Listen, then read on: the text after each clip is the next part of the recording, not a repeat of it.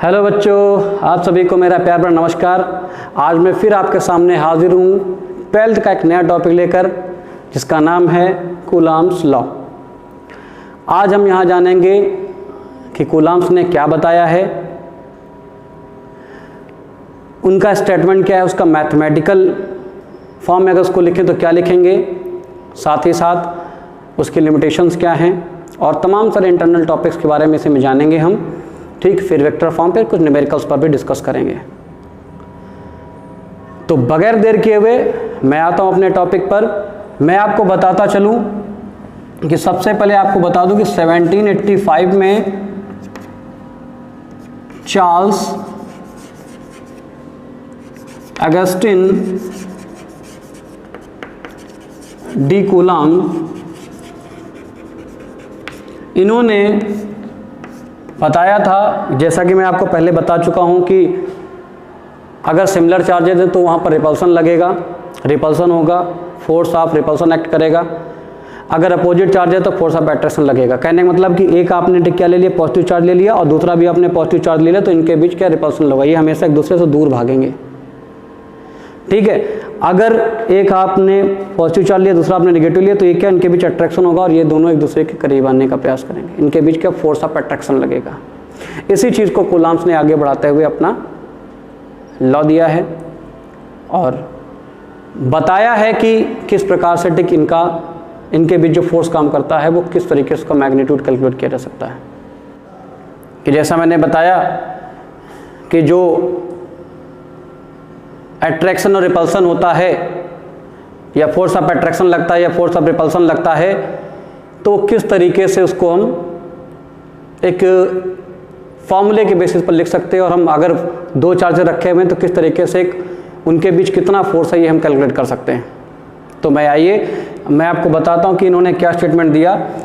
इन्होंने स्टेटमेंट दिया 1785 में चार्ल्स अगस्टिन डी कूलॉम ने, कि अगर कहीं पर दो सिमिलर चार्जेस हैं, ठीक है, या फिर दो अपोजिट चार्जेस हैं, तो उनके बीच लगने वाला फोर्स ऑफ अट्रैक्शन या फोर्स ऑफ रिपल्सन जो होता है वो डायरेक्टली प्रोपोर्शनल होता है दोनों चार्जेस के प्रोडक्ट का।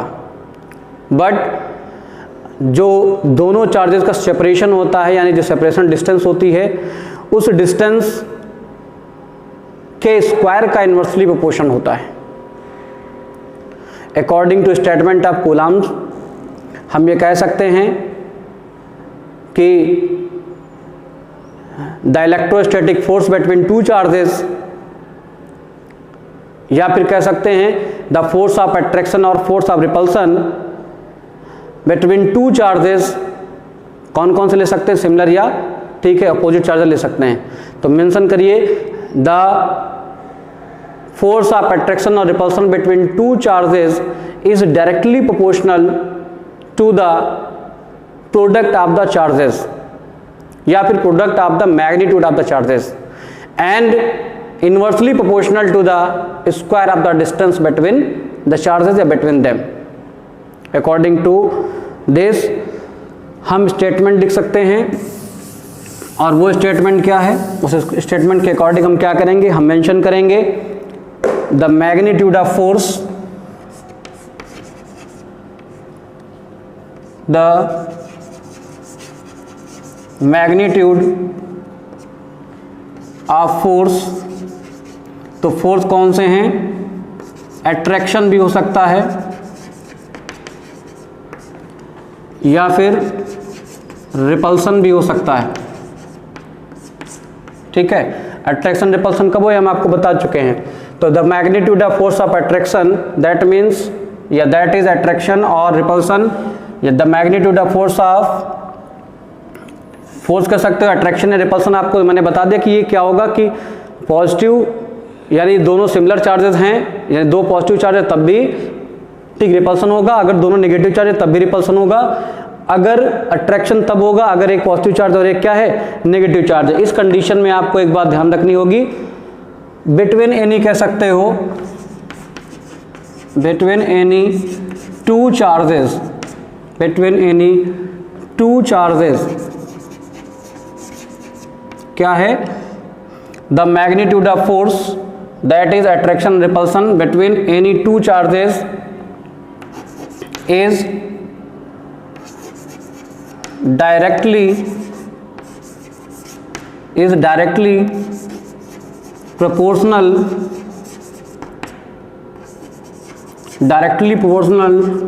to the product of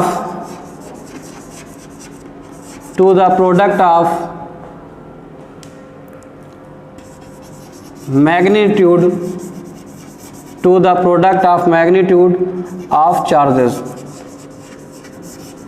यहाँ मैग्नीट्यूड्स कर दो, मैग्नीट्यूड्स ऑफ चार्जेस ये होगा, साथ ही साथ and inversely proportional to the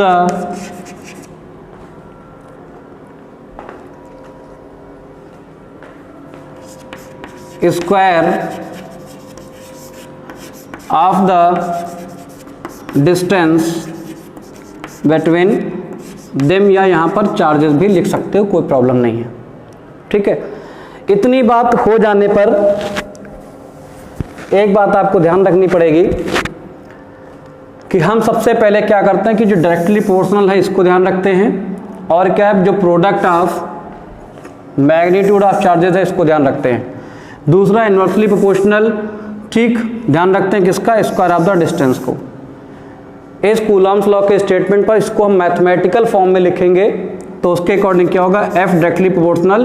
अब देखिए एक डायग्राम भी जिसको हम लोग ड्रॉ कर लेते हैं। एक आपके पास यहाँ पर प्लस Q1 चार्ज है, ठीक है, और इससे R डिस्टेंस को सेपरेशन के साथ क्या है Q2 चार्ज लिया गया है। इनके बीच का डिस्टेंस कितना है, ये R है, ठीक है, ये Q1 चार्ज है, ये Q2 चार्ज है, दोनों सिमिलर चार्ज है, तो फोर्स क्या लगेगा, एक इधर बाहर की तरफ लगेगा, एक बाहर की तरफ इधर लगेगा। ठीक, ये आपका क्या हो जाएगा, इसको F1 लिख सकते हैं, ठीक है, और यहाँ के लिख सकते हैं F2 लिख सकते हैं। इस Q1 चार्ज को Q2 चार्ज की वजह से एक फोर्स ऑफ रिपल्सन फील होगा, ठीक, रिपेल करेगा इसको, जबकि Q2 चार्ज को भी क्या होगा, इस Q1 चार्ज की वजह से एक फोर्स ऑफ रिपल्सन फील होगा, यानी कि रिपेल करेंगे एक दूसरे को। इनके बीच का सेपरेशन कितना है, R है।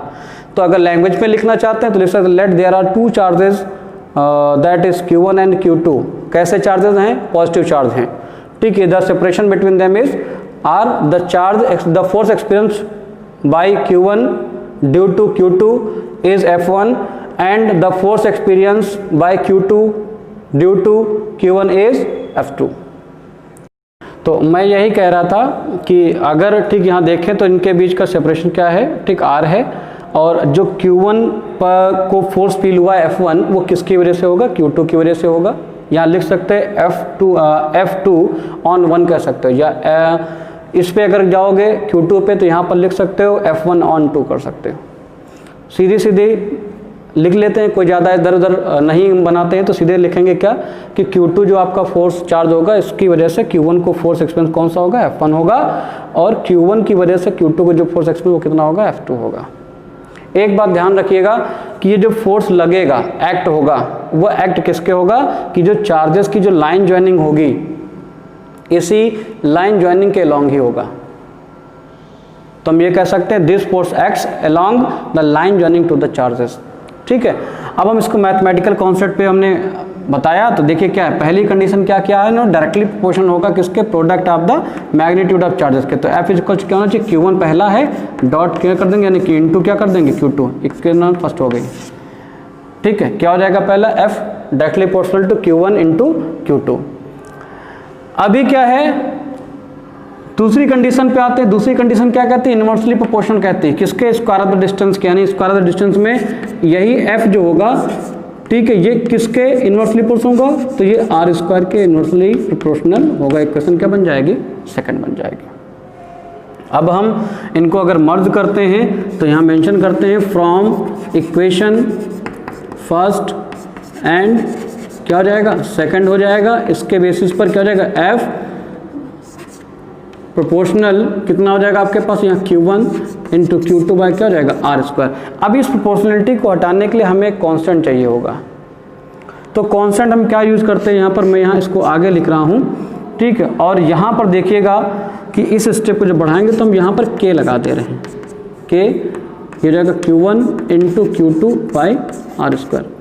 इस k की वैल्यू हमें निकालनी पड़ेगी, तो इसकी ठीक हम कह सकते हैं जो वैल्यू होती है k इक्वल टू लिखा जाता है 1/4 पाई एप्सिलॉन नॉट। कहीं कहीं पर ठीक है ये डायरेक्टली लिख दिया जाता है k की जगह पे, तो कोई प्रॉब्लम ऐसी नहीं, वो बिल्कुल सही है, यहाँ मेंशन कर दीजिए। तो इसका नेक्स्ट स्टेप बनेगा जो ये वाला, ये हो जाएगा f 1/4 pi epsilon naught into Q1 Q2 by r square. ये इसका फार्मूला बनेगा। जो मैथमेटिकल जो स्टेटमेंट कूलम्ब ने बताया था उसका मैथमेटिकल फॉर्म ये होगा f is equal to 1/4 pi epsilon naught Q1 Q2 by r square.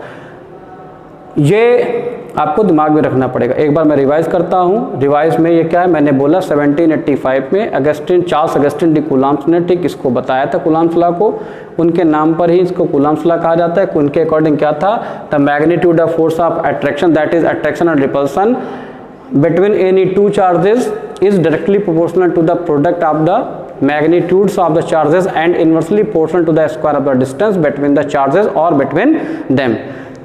According diagram आप बनाओगे, डायग्राम में क्या है, K1 चार्ज लेंगे, एक क्या लेंगे Q2 चार्ज लेंगे, दोनों पॉजिटिव चार्ज लेंगे, तो इनको क्या होगा, रिपल्सन करेगा, रिपेल करेगा। तो क्या होगा, Q1 और Q2 आपका है, इनके बीच का सेपरेशन डिस्टेंस कितना है, R है। ठीक, यहाँ पर Q1 को F1 फोर्स फील होगा, किसकी वजह से फील होगा, तो Q2 की वजह से Q1 को फोर्स फील होगा, वो क्या होगा, F1 कंसिडर किया हमने। अगर यहाँ पर लेते हैं F2, ठीक, तो Q1 की वजह से क्या Q2 को फील होगा, इसको F2 बोला। हालांकि हम क्या करें, सीरियसली एक स्टेटमेंट में कैलकुलेट कर रहे हैं, कोई सिस्टम जो बना हो उसके अकॉर्डिंग। ठीक है, तो इतनी बात आई होप आपको समझ में आ गई होगी। तब इसके स्टेटमेंट के बेसिस पर इसको मैथमेटिकल फॉर्म में लिखेंगे, तो F directly proportional to Q1 into Q2 करेंगे, और दूसरे कंडीशन के अकॉर्डिंग जो इनवर्सली प्रोपोर्शनल कहता है उसके according F inversely proportional to 1/r² करेंगे। ये बन जाएगा इक्वेशन नंबर 2। इन दोनों को मर्ज करेंगे तो क्या from equation first and second करेंगे, कंसीडर करेंगे, तो फर्स्ट एंड सेकंड के लिए क्या हो जाएगा, ठीक, यहाँ पर F प्रोपोर्शनल टू क्या हो जाएगा, अब इनवर्सली और डायरेक्टली दोनों यहाँ पर होगा, तो Q1 Q2 बाई r² हो जाएगा।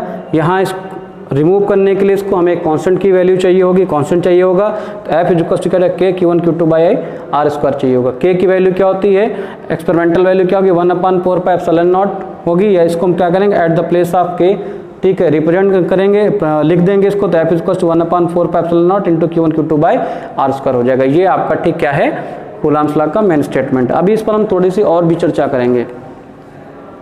यहाँ पर K क्या है, इस बारे में भी चर्चा करेंगे, और K के साथ और भी चीज़ें डिस्कस करेंगे।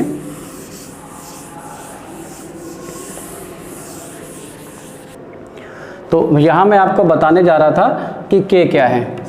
K एक प्रकार का, मैंने बोला, प्रोपोर्शनैलिटी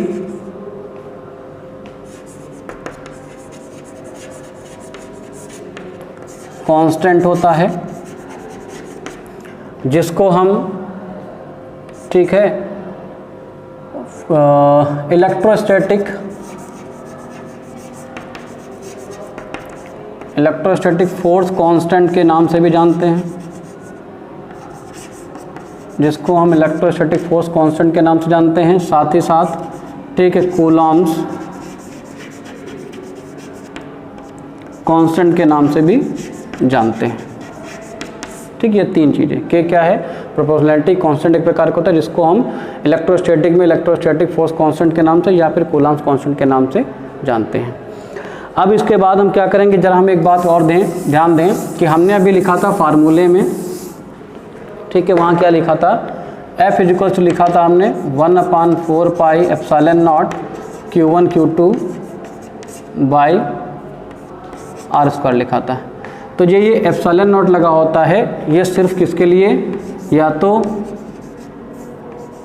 एयर के लिए, ठीक है, या फिर क्या, वैक्यूम के लिए यूज़ किया जाएगा। अगर, ठीक, क्या करेंगे, एयर और वैक्यूम ना हो तब क्या करोगे, तो एयर अगर वैक्यूम नहीं होगा तो उस कंडीशन में भी क्या करना पड़ेगा, हमको थोड़ा सा ध्यान रखना पड़ेगा। अगर किसी मीडियम में प्लेस्ड है तो यहाँ हम एक चीज़ लिख देते हैं, फॉर एनी मीडियम, अगर मीडियम यूज़ किया जाएगा तो वहाँ पर क्या होगा, F is equals to 1/4 pi epsilon naught की जगह पे हम एप्सिलॉन यूज़ करेंगे, ठीक है, और यहाँ क्या करेंगे, Q1 Q2 बाई क्या हो जाएगा, r² हो जाएगा। तो एप्सिलॉन क्या है, एप्सिलॉन तो हमको कैलकुलेट करना पड़ेगा। एप्सिलॉन कैलकुलेट करना पड़ेगा मतलब क्या है कि हमें एक बात ध्यान रखनी पड़ेगी, एप्सिलॉन कहाँ से आया, तो जो ये एप्सिलॉन नॉट ये था, ये एप्सिलॉन क्या है, ये एप्सिलॉन क्या है, और एप्सिलॉन आर की जिक्र करेंगे हम यहाँ पर तीनों में। अगर ये मेंशन दिया गया है किसी मीडियम के लिए तो हमें उसकी रिलेटिव ठीक परमिटिविटी की ज़रूरत पड़ती है, ठीक, ये एब्सोल्यूट परमिटिविटी की ज़रूरत पड़ती है। वो आपको जब कभी क्वेश्चन को सॉल्व करोगे तो वहाँ पर मेंशन होगा, ठीक, किसी भी पर्टिकुलर मीडियम के लिए पर्टिकुलर, ठीक, जो भी आप वहाँ पर यूज़ करोगे मीडियम उसके लिए यूज़ करने के लिए पर्टिकुलर आपको दिया गया होगा। अब ज़रा एक बात ध्यान दीजिए कि ये क्या है। जानते हैं कि एप्सिलॉन नॉट क्या, एप्सिलॉन क्या, एप्सिलॉन आर क्या है। ये एप्सिलॉन नॉट जो है ये absolute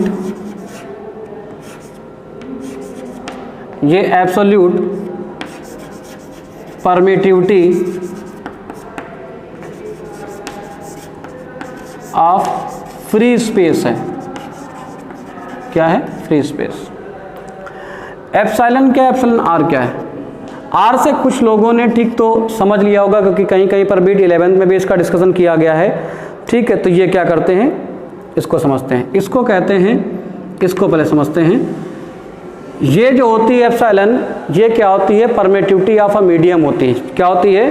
permittivity of a medium. तो यहाँ मेंशन कर दिया हमने परमिटिविटी ऑफ अ मीडियम, ठीक है, ये हो गया।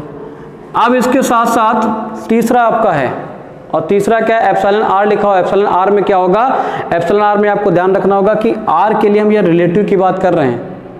भाई फोर्स लगा तो क्या है, विद रिस्पेक्ट टू या किसी में कंसीडर कर सकते हैं ना। तो एप्सिलॉन आर जो आपका है ये क्या है, रिलेटिव परमिटिविटी।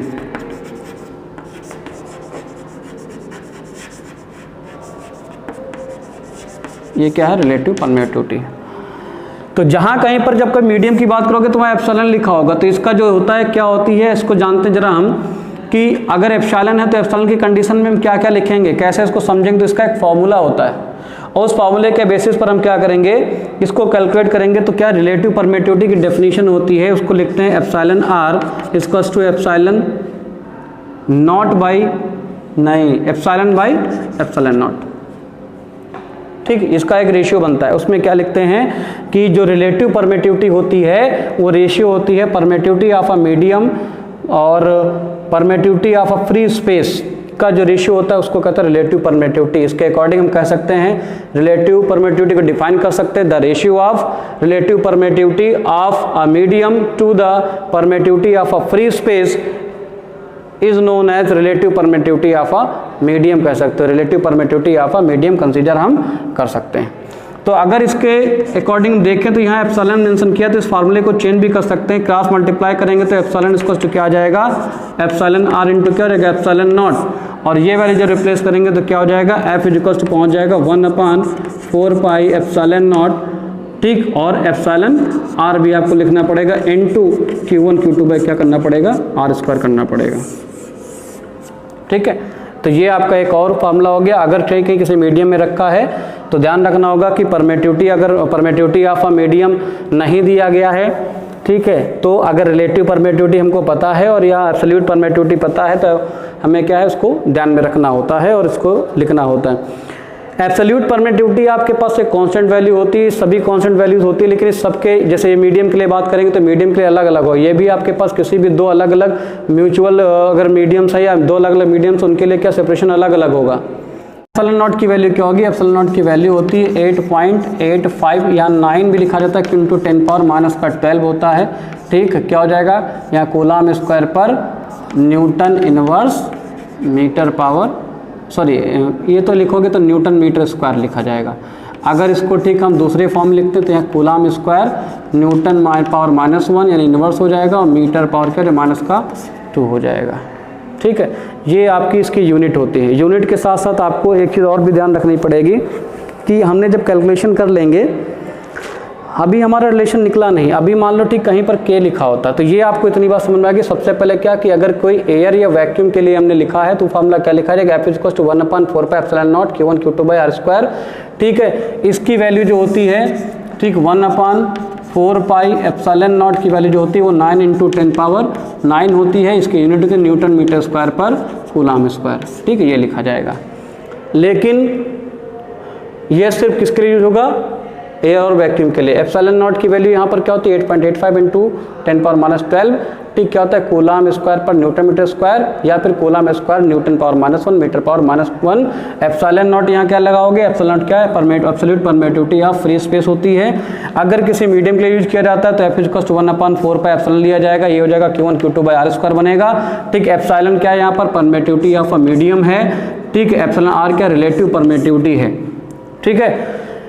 रिलेशन जब इसका बनाते हैं तो रिलेटिव परमिटिविटी कहीं का मीडियम जब एप्सिलॉन दे रखा होगा तो आपको एप्सिलॉन वैल्यू अगर डायरेक्टली नहीं पता है तो हम क्या करेंगे, उसके लिए हम इनका यूज़ करेंगे, ठीक है। इसका यूज़ इसमें अकॉर्डिंग क्या है, डेफिनेशन जब इसकी निकालते हैं तो क्या लिखते हैं, रिलेटिव जो परमिटिविटी ऑफ मीडियम होती है, सॉरी रिलेटिव परमिटिविटी होती है जो, वो क्या होती है, रेशियो होती है किसका, relative permittivity of a medium to the permittivity of free space. As given formula we can define it, relative permittivity is defined as the ratio of the permittivity of a medium to the permittivity of free space। यहाँ value निकालोगे, epsilon की value epsilon r into epsilon not निकलेगी। ये हम जहाँ epsilon naught यहाँ replace करेंगे तो एक फॉर्मूला ये भी बनता है, F = 1/4 pi epsilon naught into epsilon r Q1 Q2 क्या बनेगा, r² बनेगा। इसके बाद अभी ये चीज़ ख़त्म नहीं हुई है, अभी और भी है, उस पर भी हम थोड़ा सा डिस्कशन कर लेते हैं। और उसके अकॉर्डिंग क्या होगा, ठीक, इसके अकॉर्डिंग ये हम लिखेंगे कि अगर ध्यान दें तो हम लिख सकते हैं एज वी नो दैट। हालांकि आप लोगों को अगर प्रीवियस आपने पढ़ रखा तो ठीक है, नहीं तो आपको ध्यान रखना होगा कि जो एप्सिलॉन होता है, ठीक, और एप्सिलॉन नॉट का रेशियो है, ये के लिए भी यूज़ किया जाता है। यानी कि यहाँ पर क्या है, ये dielectric constant of a medium है। ये एक और मैंने अभी बोला डाइलेक्ट्रिक कह सकते हो, ठीक, या फिर कह सकते हो कूलाम्स कांस्टेंट या फिर कूलाम्स फोर्स कांस्टेंट यहाँ यूज़ करें, ठीक है। इलेक्ट्रोस्टैटिक फोर्स कांस्टेंट ये है, और इलेक्ट्रोस्टैटिक फोर्स कांस्टेंट के अकॉर्डिंग, ठीक, यहाँ क्या हो जाएगा, क्रॉस मल्टीप्लाई करते हो तो यहाँ पर एप्सिलॉन नॉट के की वैल्यू कहीं कहीं पर दिया जाता है, आपने लिखा होगा फार्मूला, तो उसके अकॉर्डिंग फोर्स निकालते हैं तो क्या है 1/4 पाई एप्सिलॉन इंटू मीडियम के लिए बात मैं कर रहा हूँ, Q1 Q2 क्या करते हैं, r² करते हैं। एप्सिलॉन की वैल्यू यहाँ से रिप्लेस करोगे तो क्या कर सकते हैं, यहाँ पर F = क्या हो जाएगा 1/4 पाई एप्सिलॉन नॉट के लिखते हो। आपको थोड़ा सा आपको ध्यान में आया होगा, ये चीज़ आप लिखते हो, जहाँ पर के क्या है, किसी भी, ठीक, मीडियम के लिए जो डाइलेक्ट्रिक कांस्टेंट होता है, ठीक, या कह सकते हो कि इलेक्ट्रोस्टैटिक फोर्स कांस्टेंट होता है या कूलाम्स कांस्टेंट होता है, उसकी वैल्यू किसी मीडियम के लिए अगर दे रखी है स्पेसिफाई करके तो हम इसका यूज़ करते हैं यहाँ पर, ठीक है। यहाँ भी डेफिनेशन आपके पास जैसे बात करें तो ये डेफिनेशन की लिख सकते हैं, the ratio of permittivity of a medium to the permittivity of free space known as electric force constant, ठीक, या फिर कह सकते हो डाइलेक्ट्रिक कांस्टेंट या फिर कह सकते हो कूलाम कांस्टेंट। तो ये एक आपको बात ध्यान रखनी पड़ेगी। यहाँ पर एक बात मैं और डिस्कशन करूँगा कि वैल्यू ऑफ के जो होती है, देखा होगा आपने के की वैल्यू हमेशा 1 रखी जाती है। आपने देखा होगा कि कहीं कहीं पर, ठीक, हम 1 यूज़ करते हैं। तो वैल्यू ऑफ के क्या होती है, वैल्यू ऑफ क्या होती है, एयर जो होता है, भाई अब फ्री स्पेस तो यहाँ नहीं मिलेगा आपको, वैक्यूम में रखने जाओगे तो वैक्यूम क्या होगा, यहाँ थोड़ी ना होगा, तो क्या होगा, एयर के लिए क्या होगा, इसकी वैल्यू होती है अलग, और वो वैल्यू होती है 1.00054, ठीक। आप देखो सिग्निफिकेंट फिगर्स में जाओ, ठीक है, या फिर कह सकते हो राउंडिंग ऑफ में जाओ, ठीक, तब भी हम क्या बात करते हैं कि वहाँ पर 3 के बाद फिर उसको हम काउंट नहीं करते, तो आफ्टर 3 डेसिमल देखिए क्या इसकी वैल्यू कोई 000 सब लिखा हुआ, तो 1 के इसको कंसिडर किया जाता है। लोवेस्ट वैल्यू 0.0054 क्या, वो लगभग ना के बराबर है, ठीक, एज कंपेरिजन 1। अब यहाँ पर क्या है कि जैसे वैक्यूम के लिए बात करते हैं, फॉर वैक्यूम, ठीक है, वैक्यूम के लिए हमेशा क्या होती है, 1 होती है। लेकिन कुछ चीज़ें ऐसी भी हैं जिनके लिए आपका जैसे क्या होता है, for insulators,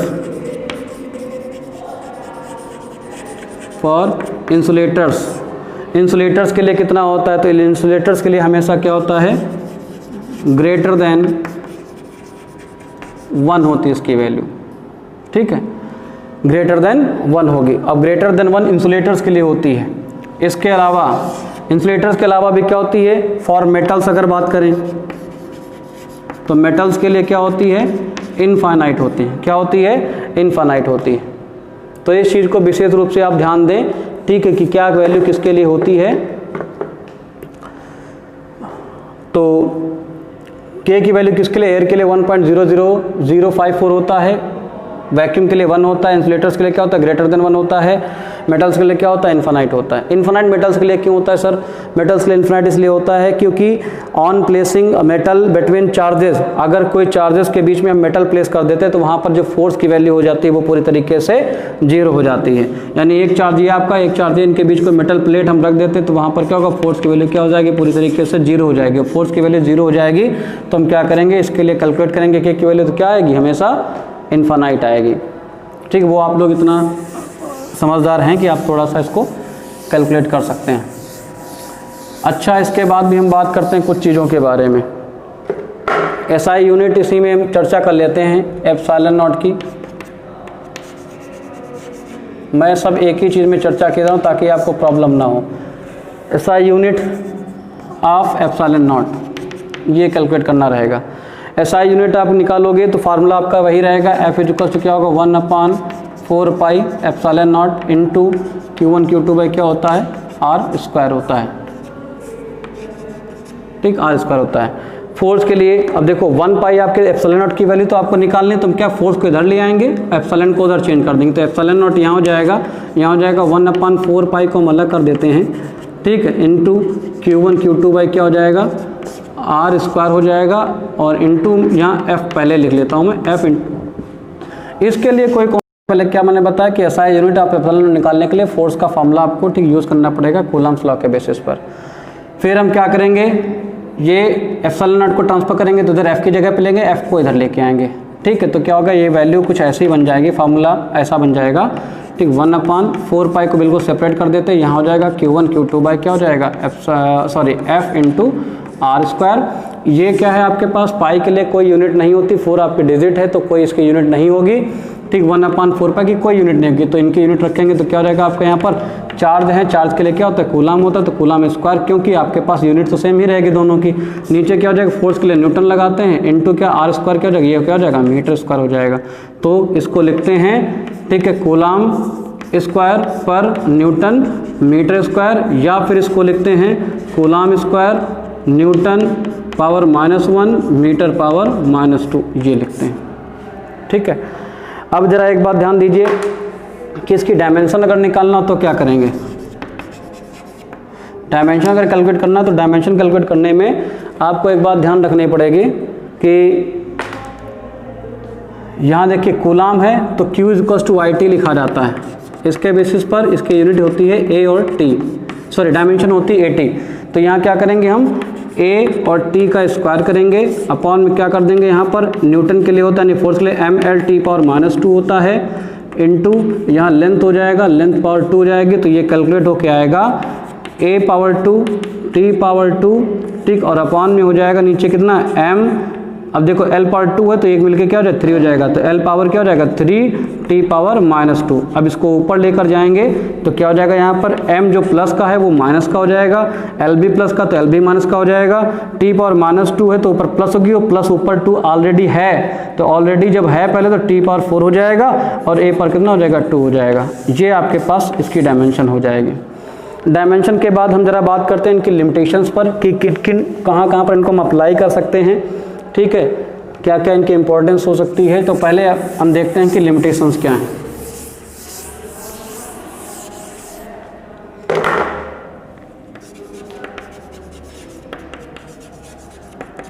limitations of Coulomb's law, limitation of Coulomb's law. और इसमें क्या होगा, जैसे पहली कंडीशन, इसमें कई सारे मैं आपको बताऊंगा। तो पहला जो आपका है वो लिमिटेशन क्या रहेगी, पहले लिमिटेशन रहेगी कि ये आपके पास इस charges at rest, charges at rest के लिए ही अप्लाई होगा, अगर मोशन में चार्ज है किसी तरीके से तो अप्लाई नहीं होगा। तो पहले क्या है, चार्जेज एट रेस्ट के लिए। दूसरी कंडीशन क्या अप्लाई होगी, दूसरी कंडीशन भी आपको ध्यान रखना पड़ेगा कि ये एक्सपेरिमेंटल लॉ है,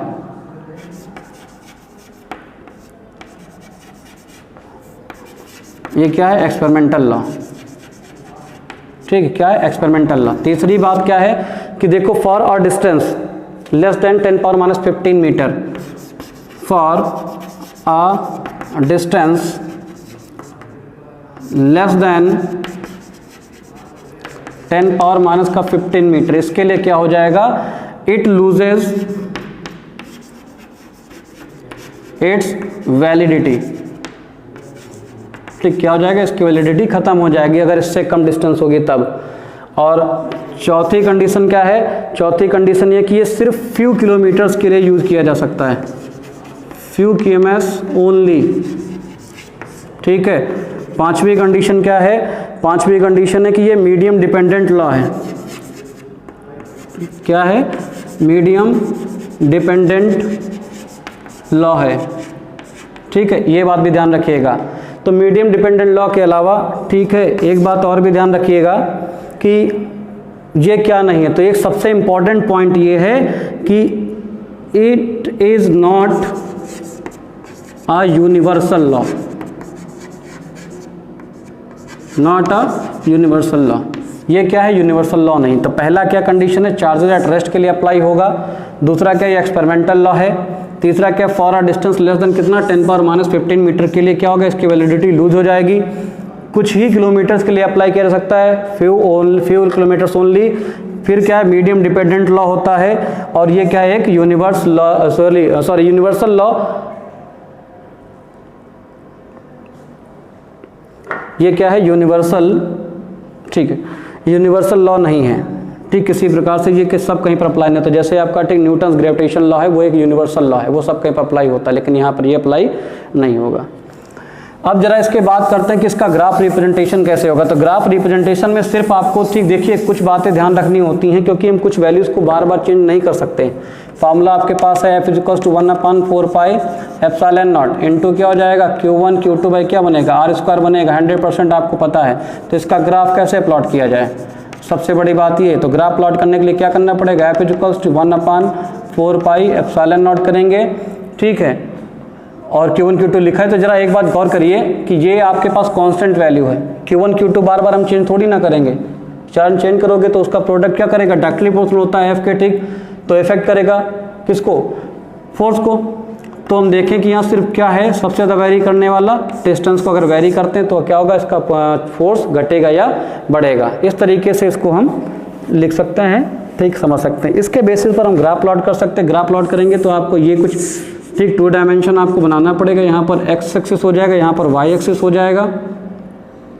ठीक है, और R² है तो ग्राफ हमें 100% क्या होगा, कर्व बनेगा। और वो भी कैसा, इन्वर्सली प्रोपोर्शनल, तो कुछ इस तरीके का कर्व बनेगा। ठीक, यहाँ पर R हम डिस्टेंस को लिखेंगे, यहाँ पर क्या, फोर्स को रिप्रेजेंट करेंगे y एक्सिस पर। ठीक, x एक्सिस पर R रिप्रेजेंट करेंगे।